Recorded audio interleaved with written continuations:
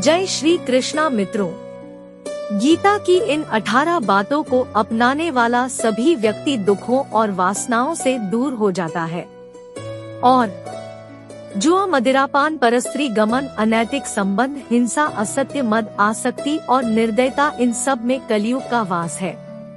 भगवत गीता में भगवान श्री कृष्ण ने न केवल ज्ञान की बातें बताई हैं, बल्कि जीवन जीने की कलाओं के बारे में भी बताया है। भगवान श्री कृष्ण ने अर्जुन को जो गीता का उपदेश दिया है, वह हर मनुष्य के लिए प्रेरणा स्रोत साबित हो सकता है।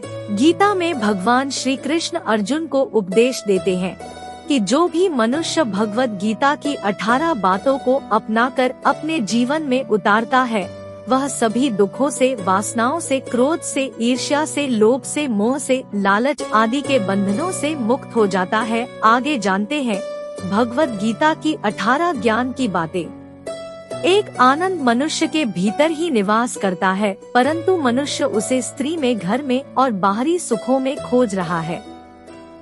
श्री कृष्ण कहते हैं कि भगवान उपासना केवल शरीर से ही नहीं बल्कि मन से करनी चाहिए। भगवान का वंदन उन्हें प्रेम बंधन में बांधता है। 3 मनुष्य की वासना ही उसके पुनर्जन्म का कारण होती है। 4 इंद्रियों के अधीन होने से मनुष्य के जीवन में विकार और परेशानियां आती है। 5 संयम यानी धैर्य, सदाचार, स्नेह और सेवा जैसे गुण सत्संग के बिना नहीं आते हैं।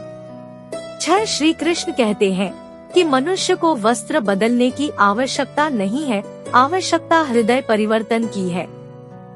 7 जवानी में जिसने ज्यादा पाप किए हैं, उसे बुढ़ापे में नींद नहीं आती।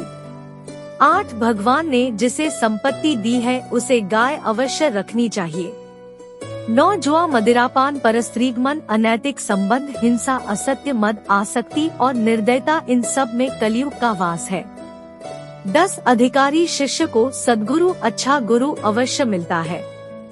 11 श्री कृष्ण कहते हैं कि मनुष्य को अपने मन को बार बार समझाना चाहिए कि ईश्वर के सिवाय उसका कोई नहीं है, साथ ही यह विचार करना चाहिए कि उसका कोई नहीं है, साथ ही वह किसी का नहीं है। 12 भोग में क्षणिक क्षण भर के लिए सुख है, साथ ही त्याग में स्थायी आनंद है। 13 श्री कृष्ण कहते हैं कि सत्संग ईश्वर की कृपा से मिलता है, परंतु कुसंगति में पड़ना मनुष्य के अपने ही हाथों में है। 14 लोभ और ममता, किसी से अधिक लगाव पाप के माता पिता है, साथ ही लोभ पाप का बाप है।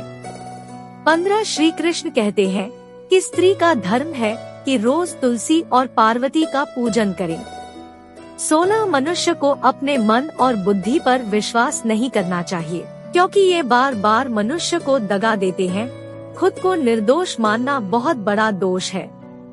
17 यदि पति पत्नी को पवित्र जीवन बिताएं तो भगवान पुत्र के रूप में उनके घर आने की इच्छा रखते। 18 भगवान इन सभी कसौटियों पर कसकर जांच पर कर ही मनुष्य को अपनाते हैं। अगर आपको हमारी वीडियो अच्छी लगी हो तो वीडियो को लाइक करें और चैनल को सब्सक्राइब करें। धन्यवाद मित्रों।